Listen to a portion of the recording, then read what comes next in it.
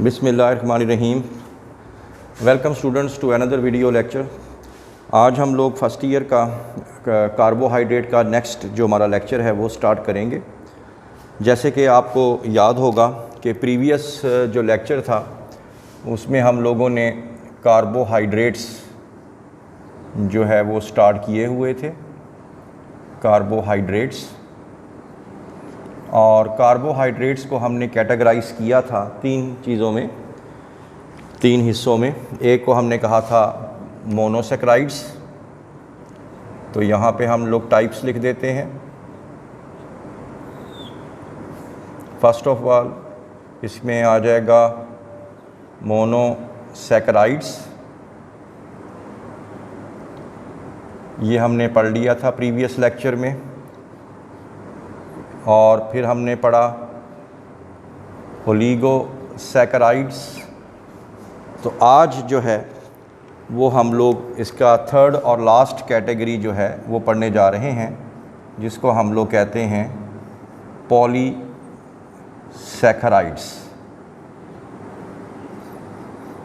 तो आज हम लोग पॉलीसैकराइड्स को ही पढ़ेंगे।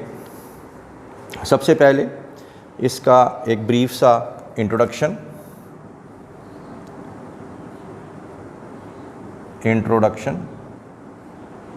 के पॉलीसैकराइड्स क्या हैं। तो इसमें आप लोग पहले तो ये बता दें कि ये मोस्ट अबंडेंट इन नेचर होते हैं। Most abundant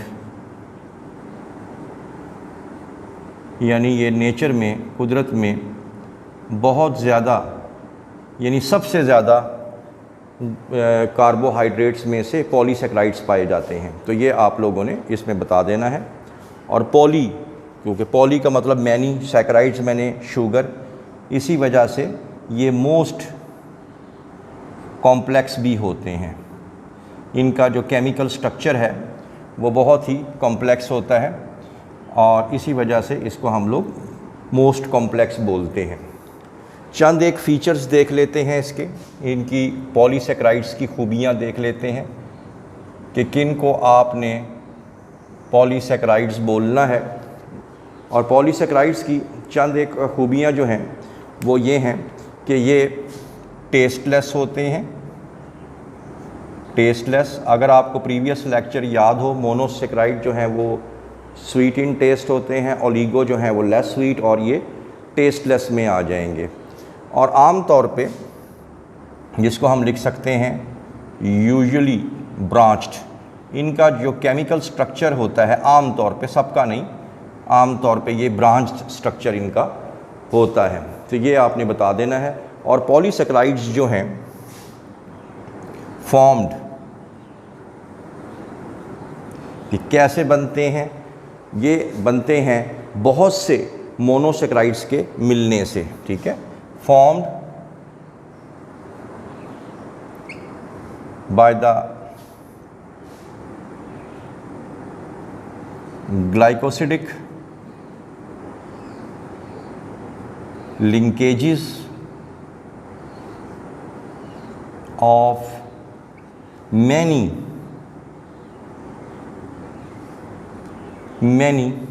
monosaccharides. मोनोसैकराइड्स, बहुत से मोनोसैकराइड्स से मिलने से ये बनते हैं। अगर आपको ओलिगोसैकराइड याद हो, ओलिगो में कितने मोनोसैकराइड होते हैं? मिनिमम जो हमने बताए थे 2 और मैक्सिमम कहाँ तक गए थे 10। अब 10 से ऊपर जितने भी होंगे थाउजेंड्स में, ठीक है, वो क्या हो जाएगा? तो थाउजेंड्स में चले जाएंगे, 10 से ऊपर चले जाएंगे तो वो सारे के सारे क्या हो जाएंगे? वो हो जाएंगे पॉलीसैकराइड्स, ठीक है। और इसी वजह से इनका हाई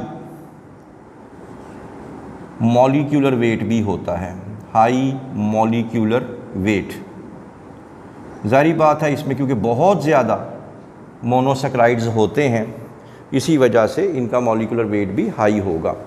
और आम तौर पे ये, इसको हम लिखेंगे, they are sparingly soluble in water. बहुत ही शाज़ो नाज़र ही होगा कि ये पानी में हल होंगे, वरना ये पानी में हल नहीं होते, ठीक है। तो स्पेरिंगली सॉल्युबल इन वाटर। तो ये सॉल्युबिलिटी के हवाले से होता है, कुछ स्लाइटली सॉल्युबल होते हैं, कोई हाईली सॉल्युबल, कोई स्पेयरिंगली सॉल्युबल, उस डिटेल में मैं नहीं जा रहा। तो स्पेयरिंगली सॉल्युबल का मतलब ये हुआ कि कभी कभार ही कोई शाद व नाज़र ही कोई ऐसी एग्जांपल मिलेगी आपको जो ये पानी में हल हो सकते हैं। इनकी अगर आप लोग चंद एक एग्जांपल्स कोट करना चाहें तो वो क्या होंगी? स्टार्च है, एक पॉलीसैकेराइड है, इसी तरह ग्लाइकोजिन है, एक पॉलीसैकेराइड है, पेक्टिन है, सेलुलोज है, काइटिन है, एटसेट्रा। तो ये तमाम की तमाम जो एग्जांपल्स हैं ये आ जाएंगी पॉलीसैकेराइड्स के अंदर। तो ये आप लोगों ने इसमें बता देना है। उसके बाद सबसे पहले हम लोग इसी को कंटिन्यू रखते हैं, तो हम लोग स्टार्च को ही लेके आएंगे। स्टार्च जो है वो इसके बारे में आप लोग सबसे पहले इसका इंट्रोडक्शन बता दें कि ये किस में पाया जाता है। तो हम यहाँ पे लिख देते हैं अकरेंस। स्टार्च आपको बहुत ज़्यादा मिल जाएगा फ्रूट्स में, आपको मिल जाएगा सीरियल्स में, ये जो दानेदार फसलें होती हैं जैसे मकई है, जैसे चावल है, जैसे बाजरा है, इस तरह की जो फसलें हैं उनको सीरियल्स बोलते हैं। इसके अलावा ट्यूबर्स में, पोटैटो वगैरह के अंदर, ठीक है। तो ये आप लोगों ने इसमें बता देना है। सीड्स में पाया जाता है स्टार्च, तो ये सीड्स। तो ये चीज़ें इसमें आप लोगों ने बता देनी है कि ये इसकी अकरेंस जो है वो किस में होती है। वेरी इंपॉर्टेंट एमसीक्यू आने वाला है इसका। मेन सोर्स ऑफ कार्बोहाइड्रेट जो है वो स्टार्च ही होती है फॉर एनिमल्स, ठीक है। तो यहाँ पे ये एमसीक्यू में लिख दें, मेन सोर्स ऑफ, ठीक है, कार्बोहाइड्रेट्स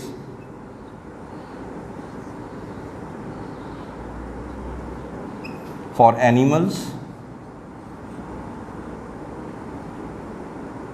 वो क्या हैं जी? स्टार्च। इससे मुराद ये आपने लेनी है कि जितने भी, यानी ज़्यादातर जो जानवर हैं वो अपनी कार्बोहाइड्रेट की कमी को पूरा करने के लिए वो स्टार्च पे ही भरोसा करते हैं, उसी से ही हासिल करते हैं। इंसान को देख लें, इंसान भी तो एक एनिमल है।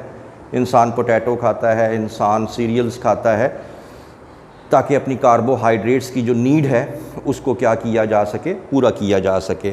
फिर इसके साथ साथ आप लोगों ने ये भी बता देना है कि जब हम लोग स्टार्च की हाइड्रोलिसिस करते हैं, हाइड्रोलिसिस के बारे में मैं बहुत दफ़ा बता चुका हूँ कि in the presence of water जब इनके बॉन्ड्स को तोड़ा जाता है तो हमें बहुत से क्या मिलते हैं? ग्लूकोज सब यूनिट्स मिलते हैं। यानी ग्लूकोज यूनिट्स मतलब ये तब मैंने बताया भी था कि मोनोसेक्राइड मिलते जाएंगे तो क्या बनेगा?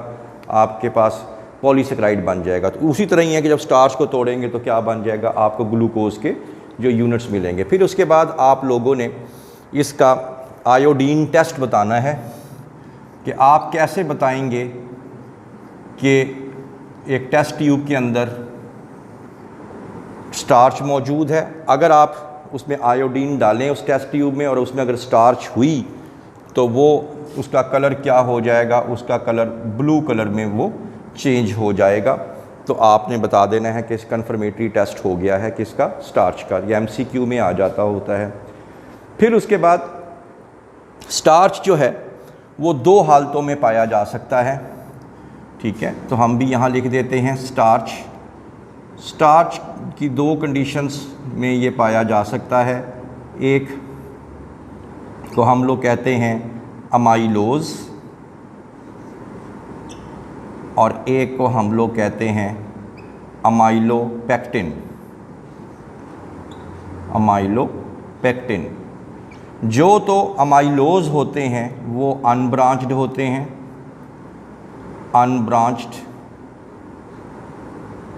और जो अमाइलोपेक्टिन होते हैं उनका स्ट्रक्चर क्या होता है? वो होते हैं ब्रांच्ड।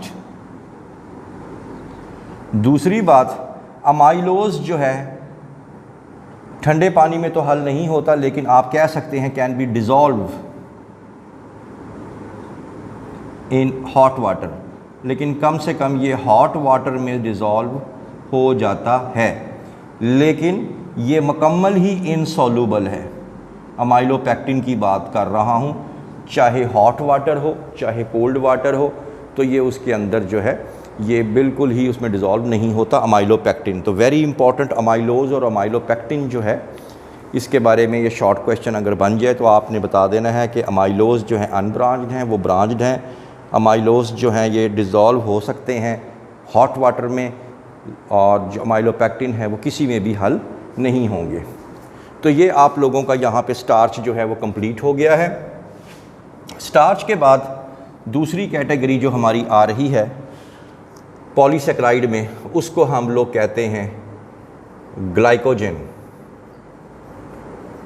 तो ग्लाइकोजन के बारे में 2-3 बातें जो आपने बतानी हैं कि इसको हम लोग एनिमल स्टार्च भी कहते हैं, आल्सो कॉल्ड एनिमल स्टार्च। इसको हम लोग एनिमल स्टार्च भी कहते हैं, और ये आपके MCQ में आ सकता है। अब यहाँ पे आपने कंफ्यूज नहीं होना, क्योंकि अभी थोड़ी देर पहले कहा था हमने कि main source of carbohydrate for animal starch है। अब यहाँ पे हम कह रहे हैं इसको एनिमल स्टार्च कहते हैं ग्लाइकोजन को। देखें दोनों में फ़र्क है। अगर एग्जामिनर ये पूछ ले कि जानवर अपनी खुराक के लिए किस पे डिपेंडेंट होते हैं, या अपनी खुराक में कार्बोहाइड्रेट लेने के लिए किस पे डिपेंडेंट होते हैं, तो आप कहेंगे स्टार्च। और अगर एग्जामिनर यूँ पूछ ले कि जानवर अपने जिस्म में जो पॉलीसेक्राइड है उसको किस फॉर्म में रखता है, स्टोर रखता है, तो वो हो जाएगा ग्लाइकोजन। दोबारा सुन लें, अगर एग्जामिनर ये पूछ ले कि वो कौन सा पॉलीसेक्राइड है जिसको इन जानवर खा के अपनी कार्बोहाइड्रेट की नीड पूरी करता है, तो वो हो जाएगा स्टार्च। और अगर एग्जामिनर पूछ ले कि वो कौन सा पॉलीसेक्राइड है जिसको वो अपनी बॉडी में स्टोर रखता है, तो वो हो जाएगा ग्लाइकोजन। इसी वजह से इसको हम कहते हैं also called as animal starch. और ये कहाँ कहाँ पाया जाता है? ये मोस्टली लिवर एंड मसल में पाया जाता है। क्यों पाया जाता है? उसकी वजह ये होती है कि जब भी ये स्टोरेज है ना असल में, तो ग्लाइकोजन को जब भी ये चाहें इसको हाइड्रोलाइज करके क्या हासिल किया जा सकता है? अगेन ग्लूकोज हासिल किया जा सकता है, और ग्लूकोज को तोड़ के क्या चीज़ हासिल की जा सकती है? एनर्जी, ताकि जानवर जो है अपने मुख्तलिफ जो अवामिल हैं उनको पूरा कर सके। तो इसी वजह से ये स्टोर कर लिया जाता है। इसका जो आयोडीन टेस्ट है वो आप लोगों ने बता देना है। इसका आयोडीन टेस्ट कैसे लेंगे? एग्जामिनेशन में अगर पूछ लिया जाए जी कैसे बताएंगे कि टेस्ट ट्यूब के अंदर ग्लाइकोजन है, तो आयोडीन डालने के बाद अगर उसका कलर रेड हो जाए तो फिर आपने कहना है कि जी इसमें जो है वो ग्लाइकोजन जो है वो मौजूद इसके अंदर है। तो इस तरीके से आपने इसके हवाले से ग्लाइकोजन के हवाले से इसमें आपने बता देना है। और जैसे मैं बता चुका हूँ कि ग्लाइकोजन को जब आप लोग हाइड्रोलाइज करते हैं, जब इसको आप लोग ब्रेक डाउन करते हैं, तो हमें क्या मिलता है? बहुत से ग्लूकोज सब यूनिट्स मिलते हैं। लास्टली नंबर 3 पे अगर हम लोग चलें तो उसको हम लोग आपकी कैटेगरी जो बुक में है सेलुलोज है। सेलुलोज जो है मोस्ट अबंडेंट कार्बोहाइड्रेट है जी, मोस्ट अबंडेंट। ये मोस्ट अबंडेंट है, नेचर में पाया जाता है। ये आप लोगों ने बता देना है। अगर पूछ लिया जाए कि मोनो, ओलिगो और पॉली इन तीनों में सबसे ज़्यादा नेचर में कौन सा पाया जाता है, तो पॉलीसेक्राइड्स पाए जाते हैं। और पॉलीसेक्राइड में सबसे ज़्यादा कौन सा नेचर में पाया जाता है? वो पाया जाता है सेलुलोज। और ये क्यों पाया जाता है इन नेचर? बहुत ज़्यादा आपको अच्छे तरीके से मालूम है कि they are the constituent of cell wall of plant cells. ये जितने भी प्लांट्स हैं उनकी जो सेल वॉल होती हैं, ठीक है, और तो इसलिए उसके अंदर जो है सेलुलोज होता है, लिहाजा इसी वजह से सेलुलोज जो है मोस्ट अबंडेंट पाया जाता है। इसके अलावा ये इनसॉल्युबल है, इनसॉल्युबल इन वाटर है, ये भी बता देना है।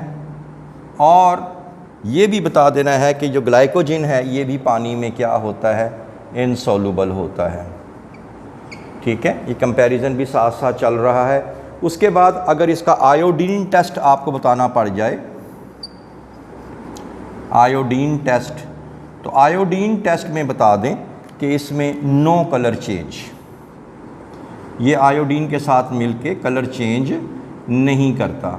और इसके साथ साथ अगर आप इसकी डाइजेशन के हवाले से बात करें, डाइजेशन के हवाले से कि इंसान क्या इसको डाइजेस्ट कर सकता है, तो आप बता दें कि ह्यूमन जो है इसको डाइजेस्ट नहीं कर सकता, इसको हज़म नहीं कर सकता, क्योंकि ह्यूमन के अंदर एक एंजाइम जिसको हम लोग कहते हैं सेलुलेज वो नहीं होता, और सेलुलोज को तोड़ने के लिए सेलुलेज की ज़रूरत होती है। हाँ, अलबत्ता ये आप बता सकते हैं कि जो हर्बीवोर्स हैं, हर्बीवोर्स जो कि हर्ब्स वगैरह, प्लांट्स वगैरह जो खाते हैं, जैसे काऊ हो गई, गोट हो गई, वो जो हैं वो इसको डाइजेस्ट ईज़िली कर सकते हैं।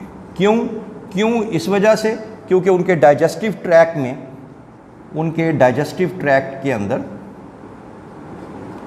ऐसे ऑर्गेनिज़म पाए जाते हैं जैसे कि प्रोटोजोआ, जैसे कि यीस्ट,